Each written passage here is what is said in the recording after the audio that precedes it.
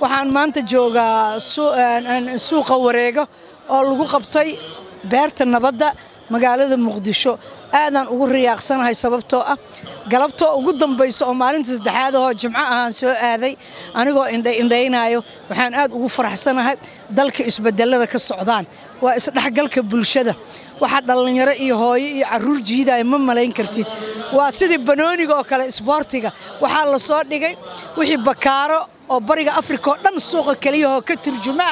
alaabaha uu galo suuqa Xamarweyne suuq bacaad suuqyada magaalada waaweyn waxaan aad ugu faraxsanahay horumarka iyo nabadgelyada iyo isbedelka la gaaray aadaan ugu faraxsanahay ilaahay waxaan ka rajaynayaa dalka inuu nabad noo siiyo Soomaalida noo mideeyo suuqana uu helo meel intaan oo kale ka sii weyn oo qof walba dalaga beeraha la abuuray iyo kullina lagu soo bandhigo hadii ilaahay yiraahdo waan ku faraxsanahay dalkayga inuu nabadgelyo gaarayo culayska ilaahay ka qaaday shacabka ayay ku xiran tahay in ay dawladdu la shaqeeyaan dalkuna uu nabadgelyo helo dhibaatooyinka yar oo haysto caqabadaha ilaahay ka dulqaado marka dalka Allah noo nabadeeyo TV-gana waa u mahad celinayaa magacaygu waa Xamdi suuq waa meeshan waa beerta waaye ku taala degmada Xamarweyne waxa ka socota qiimo dhimis maanta doraad tii kasii horeysa maanta ugu dambaysta ay tahay wallahi waa qiimo fiican waxa ay sheegayaan qiimo dhimis soo dhawaada imaada maantaas ugu dambaysta nasiib qofkan wax gadanin wax kasta waa la keenay wax kasta wax xamar yiilay dhan suuq ugu weyn xamar meeshan hadda ka furaya soo dhawaada imaada meeshan maanta waxaan imid beerta oo bandhiga ee Xamarweyne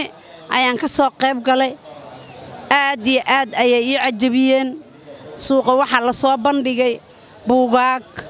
adduunyo joodariyaal makiinooyinka dharka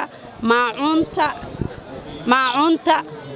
oo idil baa la soo bandhigay wax aan la soo bandhigay naf baa ka jirto inta kale waa la soo bandhigay aad iyo aad ayaan ugu farxay 3 maalmood ayaan soo indheeyay marka aad iyo aad aan ugu farxay waa mahadsan yihiin alaabta maacunta jiifka alaabta la qabalabeenayo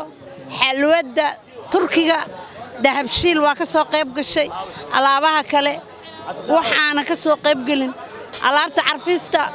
barfuunada saliida madaxa la marihayo all of them waxaana ka soo qayb galin malaha firinjeerada joodarayaasha all waa ka soo qayb galeen bandhiga aad iyo aad ayaa u mahadsan yihiin